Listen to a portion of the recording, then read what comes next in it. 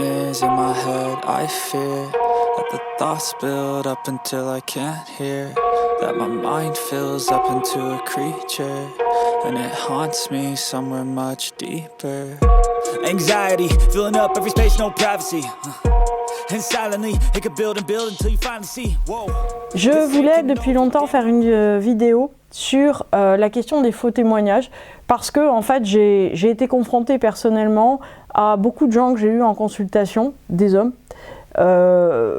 qui ont vu leur vie, j'allais dire, détruite pendant de nombreuses années parce que des femmes, parce que c'était des hommes qui avaient de l'argent, ont déclaré des choses atroces sur eux, et donc en fait ils ont dû se battre et faire preuve de quelque chose qui n'était pas.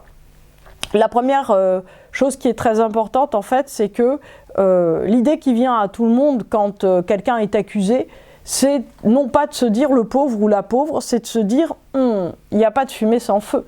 Si on l'accuse, c'est qu'il doit y avoir quelque chose de vrai. Et en fait, on voit très rapidement, si vous avez été confronté, alors j'espère pas pour vous, ni dans votre entourage proche, mais dès qu'il y a, j'allais dire, quelqu'un qui est accusé, d'une certaine façon, les langues vont bon train et immédiatement on commence de se dire « Ah, mais peut-être n'a-t-on pas vu quelque chose ?» C'est-à-dire le fait de faire confiance et de se dire « Mais qu'est-ce que c'est que cette horreur? Qu'est-ce que c'est que le fait que cette personne que je connais soit accusée ?» est quelque chose, si vous voulez, qui ne va pas être premier. En fait, ce qu'on pense de nous, ce qu'on dit de nous, est quelque chose qui est très important. C'est-à-dire que sans avoir, si vous voulez, une obsession sur son image, les paroles ou les pensées qu'on nous porte, en fait, vont modifier véritablement notre rapport à nous-mêmes. La première chose, évidemment, c'est que ce que quelqu'un pense de vous, ce que quelqu'un dit de vous, c'est absolument incontrôlable. Donc, c'est Oscar Wilde qui disait, une fois qu'on pense que notre réputation est perdue, on dort beaucoup mieux, puisqu'on n'a plus à se soucier de ce qui va être dit ou fait. Mais en même temps, le fait est que c'est souvent une source de souffrance infinie de ne pas pouvoir faire changer d'avis quelqu'un sur soi. En fait, on l'a tous vu, notamment, j'allais dire, quelquefois dans des rapports familiaux. Vous savez, il y a toujours quelqu'un qui dit « Ah, bah, ma machine, elle est comme ça » ou « Machin, il est comme ça ». Et on dit « Mais non, en fait, je suis pas comme ça ». Et c'est très compliqué parce que, j'allais dire, la personne, elle reste sur une impression, une sensation, mais elle ne va forcément pas réfléchir son opinion, puisque c'est simplement une opinion. Et pourtant, si vous voulez, l'impact que nous, on va subir, qu'on va avoir, va être quelque chose d'extrêmement violent. Un petit peu comme si on était sali. Aussi comme si le jugement émis de quelqu'un est quelque chose qui va nous empêcher d'être nous-mêmes, nous empêcher d'avancer, nous empêcher de sortir d'un problème. Et donc, effectivement, c'est quelque chose qui fait partie littéralement de la constitution de notre identité. En même temps, le fait est, et on va revenir beaucoup plus nettement sur l'astrologie, le fait est que le jugement et le partage que d'autres portent sur nous, c'est ce qui nous renvoie un miroir salvateur de nous-mêmes. C'est-à-dire qu'on ne peut pas sortir les autres de notre relation à nous-mêmes. C'est pour ça que moi, personnellement, je ne suis pas du tout d'accord avec les gens qui disent oh bah, il faut s'aimer soi-même et tout va bien. Non, en fait, on ne peut pas s'aimer soi-même sans les autres. C'est-à-dire que ce qu'on veut, en fait, c'est que les autres nous aiment, d'autres qui sont proches qu'on aime, mais même des gens qu'on ne connaît pas. En fait, on a envie que tout le monde pense du bien de nous. Et ça, c'est une chose qui est très importante. Il faut comprendre effectivement qu'en astrologie, la constitution de l'identité, elle va se faire par 3 maisons, la maison 3, la maison 7, la maison 11, donc qui sont 3 domaines de vie. Ces 3 domaines, en fait, sont constitutifs de quoi? De notre identité. C'est-à-dire que notre identité se fait et se construit via les autres. Qu'est-ce que c'est que la maison 11? En fait, c'est la maison de la réputation, de la notoriété. Il n'y a pas de fumée sans feu. Les faux témoignages, les fausses accusations, en fait, c'est une ouverture sur le monde et sur les autres, c'est-à-dire qu'en fait ce sont des gens qui ne vous connaissent pas, qui vont penser quelque chose de vous. C'est-à-dire que c'est un petit peu comme le oui-dire, c'est un peu comme ce qu'on pense, voyez, en termes de notoriété, on aperçoit la photo de quelqu'un et on se dit « Oh, bah ça se voit, c'est quelqu'un de bien », ou au contraire « Oh, bah ça se voit, c'est quelqu'un de tordu, ça se voit à son regard ». Mon Dieu, la photo, qu'est-ce qu'on va aller savoir de quelqu'un et de sa vie? Mais en tout cas, si vous voulez, tous les tabloïds, toute la presse à scandale se fonctionne là-dessus, c'est-à-dire que c'est du pur voyeurisme. On se dit, d'une certaine façon, qu'en regardant un petit bout de l'existence de quelqu'un, on va pouvoir tirer une leçon définitive qui va permettre de faire quoi? Bah, de se sentir supérieur, en fait, parce que c'est à ça que sert le jugement, c'est-à-dire que si vous vous dites la voisine magazines, de toute façon, ça se voit que c'est pas une femme bien, ou Virginie Efira, ça se voit que c'est une fille de rien parce qu'elle pose nue dans les magazines. En fait, qu'est-ce qui se passe? C'est notre ego qui se dit « Ah, ben nous, on est mieux, en fait, moi, je ferais pas ça. » En fait, c'est toujours ça qui est en creux, d'une certaine façon, dans les jugements négatifs, c'est-à-dire que ça, nous, on essaye, en fait, par le jugement qu'on porte, de renforcer notre image personnelle sur nous-mêmes. Donc, il y a 3 maisons en astrologie, on va surtout parler de la 11, mais on va quand même faire un tour par les 2 autres, qui parlent des autres, c'est-à-dire qui parlent de nous. Donc la première maison, c'est la maison 3, c'est les personnes proches avec lesquelles on vit, on construit. Alors c'est pas la fratrie, c'est les gens qu'on considère comme des frères et sœurs, c'est-à-dire des gens qui sont susceptibles d'avancer avec nous. Donc en fait, ces gens-là constituent en fait notre identité de proximité. C'est les gens que vous voyez tous les jours, qui sont des gens avec lesquels surtout vous faites des choses. La maison 7, c'est les gens qui sont essentiels dans notre existence, même si vous connaissez pas l'astro, c'est pas grave. En fait, ce qu'il faut arriver à comprendre, c'est qu'il y a 3 cercles différents. La maison 7, donc c'est les gens essentiels de notre existence sur lesquels on construit notre identité. Donc c'est pas, en astrologie, les gens vous diront « Ah oui, c'est l'image du couple ». Heureusement, pas que. Oui aussi, évidemment, mais pas que. C'est-à-dire qu'il y a des membres de famille proches. Normalement, il y a les enfants grandis, ou il y a vos parents, une fois que vous avez grandi. Il y a les amis, très importants. Mais aussi tous les gens dont le jugement est constitutif de vous. C'est pour vous. C'est-à-dire que si, tout à coup, votre patron a un jugement constitutif, si vous êtes un acteur et que le public a un jugement constitutif sur vous, c'est-à-dire qu'en fait, le fait de ce qu'on pense de vous vous permet ou pas de faire une bonne journée, et ben ça va être votre maison 7. Donc, en tout cas, si vous voulez, la question, c'est que on mûrit notre définition de nous-mêmes grâce au rapport qu'on entretient aux autres. Donc, la seule manière, en fait, d'évoluer personnellement, c'est-à-dire que quand on veut un développement personnel ou spirituel de sa personnalité, par quoi ça va passer? Par la relation. Ça ne peut pas... Alors, en fait, si vous voulez, ce sont les relations aussi qui nous font réfléchir à nous-mêmes, c'est-à-dire que c'est en voyant comment on agit, ou ce que les autres pensent de nous, ou les retours qu'on nous fait, qu'on arrive, en fait, à plus justement se positionner. Donc en fait, si vous avez envie d'évoluer, c'est pas la peine en fait de vous enfermer dans une chambre. Alors maintenant, parlons de cette maison 11. La maison 11, donc c'est celle, si vous voulez, qui fait qu'on a une image de nous sans nous connaître. Donc autrefois, cette maison 11, c'était quoi? C'était le milieu social, c'est-à-dire auquel on appartenait. Donc aujourd'hui, on sait pas très bien ce que c'est que le milieu social, on comprend pas très bien pourquoi en fait j'allais dire quelqu'un qui a fait un type d'études ne va pas s'entendre avec quelqu'un qui n'a pas fait d'études ou qui a fait un autre type d'études complet, ou quelqu'un, si on prend des schèmes anciens, qui est né dans une famille aristocrate va s'entendre avec quelqu'un qui est entre guillemets roturier. On comprend plus du tout. Aujourd'hui, la seule chose qu'on met derrière le milieu social, c'est l'argent, ce qui est extrêmement en fait restrictif, parce que vous pouvez avoir des gens qui ont beaucoup d'argent parce qu'ils ont eu un coup de chance, ou parce qu'ils ont gagné au loto, ou parce qu'ils ont fait une vidéo virale sur YouTube, quoique YouTube ne rapporte pas beaucoup d'argent, mais on voit l'idée. Mais par contre, si vous voulez, qui ne témoigne pas d'un travail particulier. En tout cas, qu'est-ce que c'est que cette maison aux autrefois et encore aujourd'hui? C'est la même éducation. C'est une chose qui est très importante, c'est-à-dire quelles sont les valeurs, j'allais dire, d'éducation, de transmission qu'on partage. C'est une chose très importante. Même niveau financier, c'est quelque chose aussi qu'on retrouve, c'est-à-dire que c'est compliqué en fait de pas du tout avoir les mêmes attendus financiers les uns que les autres, mêmes aspirations, c'est-à-dire vers quoi on met son cœur, qu'est-ce qui est vraiment important, et l'acceptation aussi de codes propres au milieu où on vit, c'est-à-dire la religion, mais aussi, si vous voulez, un certain rapport à l'éducation, donc l'éducation des enfants, l'éducation de la personne, mode alimentaire, mode de respect de la nature, etc., etc. Donc il y a tout ça dans la maison 11, c'est-à-dire qu'en fait on se retrouve attiré par des gens qui nous ressemblent d'une façon ou d'une autre. Alors ce qui est intéressant, c'est que, en fait, j'allais dire, aujourd'hui, on vit dans un monde avec l'entrée de Pluton en Verseau, qui est fait de groupuscules. C'est-à-dire que ce qui est intéressant, c'est qu'on va se rattacher tous à des familles, j'allais dire, en alimentation, voilà comment on fait, dans notre rapport à la terre, voilà comment on fait, dans notre rapport à la santé, voilà comment on fait, dans notre rapport aux autres, voilà comment on fait, dans notre rapport au spirituel, dans notre rapport au travail, dans notre manière de vivre, etc., etc. Donc en fait, si vous voulez, on peut avoir tout un tas de multi-appartenances. En tout cas, ce qui est clair, c'est que cette maison 11 permet de partager un sentiment d'appartenance et même de fraternité. C'est-à-dire que c'est ça en fait qu'on recherche, c'est la fraternité à travers, si vous voulez, une appartenance qui serait similaire. Donc en fait la maison 11 autrefois c'était on était les mêmes. Aujourd'hui si vous voulez la maison 11 elle a un petit peu évolué, donc il y a toujours cette notion d'appartenance, sauf que c'est aussi une notion de notoriété ou en tout cas de succès, de reconnaissance. C'est-à-dire qu'aujourd'hui si vous voulez ce qui est important c'est pas ce que vous êtes véritablement, mais c'est ce que l'image que vous arrivez à projeter de ce que vous êtes.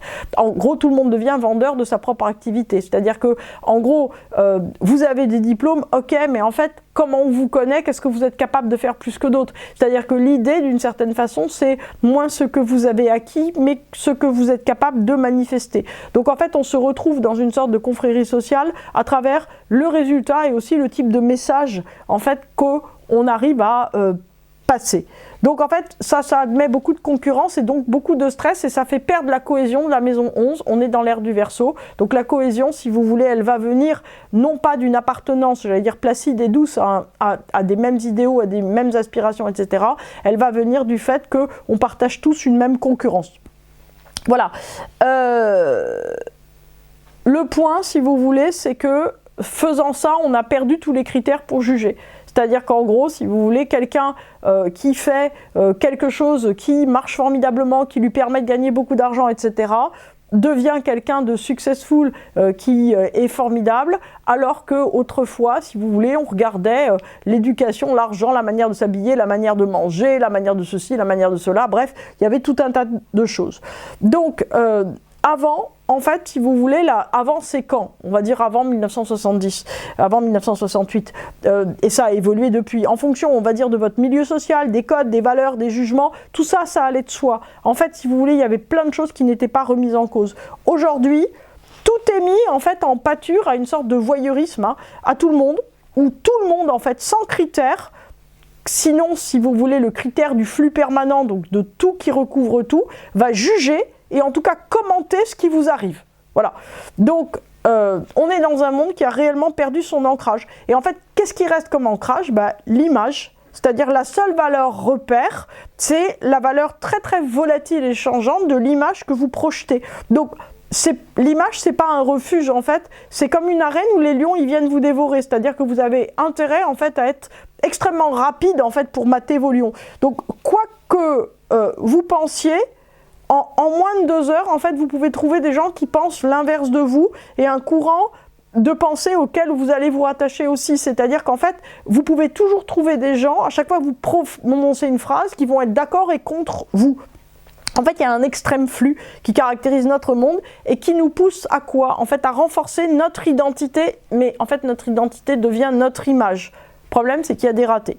Alors, comme raté, je voulais vous prendre le cas d'une comédienne comédienne chanteuse que je ne connais pas du tout et je ne connais pas du tout le fond de l'histoire. Donc en fait tout ce que je voulais faire en fait c'était vous prendre un exemple. Je voulais donc vous prendre le cas de Jane Manson qui est l'ex-compagne de Richard Berry, donc qui a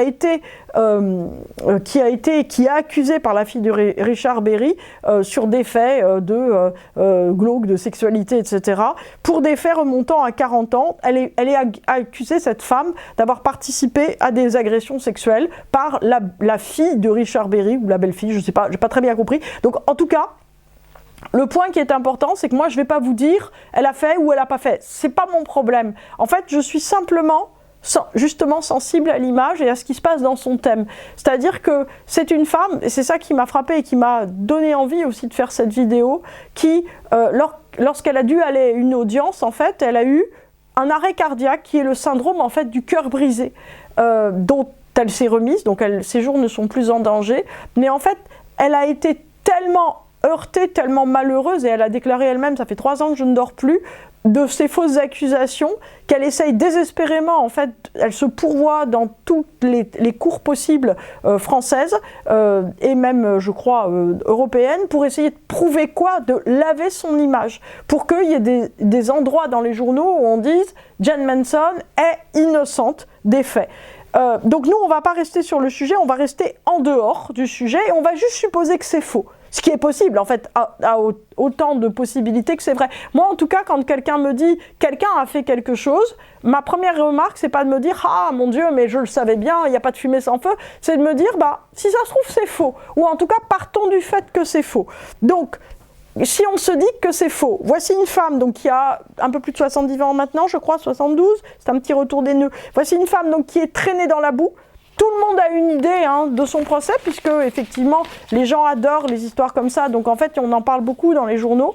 Donc on ne sait pas si elle est coupable ou si elle est innocente, mais en tout cas, à chaque fois qu'il y a un article de presse, elle essaye de répondre, de se justifier, et en fait plus elle répond et plus elle se justifie, plus elle devient la pâture en fait de conversations ineptes, c'est-à-dire que madame a lu sa tabloïd, en parle à table à monsieur en disant tu te rends compte ce qu'elle a fait Jan Manson quand même, et en fait son image, elle, devient un sujet d'amusement, de distraction. Donc elle, c'est une chanteuse, c'est une artiste, donc elle a vécu en focalisant son identité sur sa maison 11 théoriquement.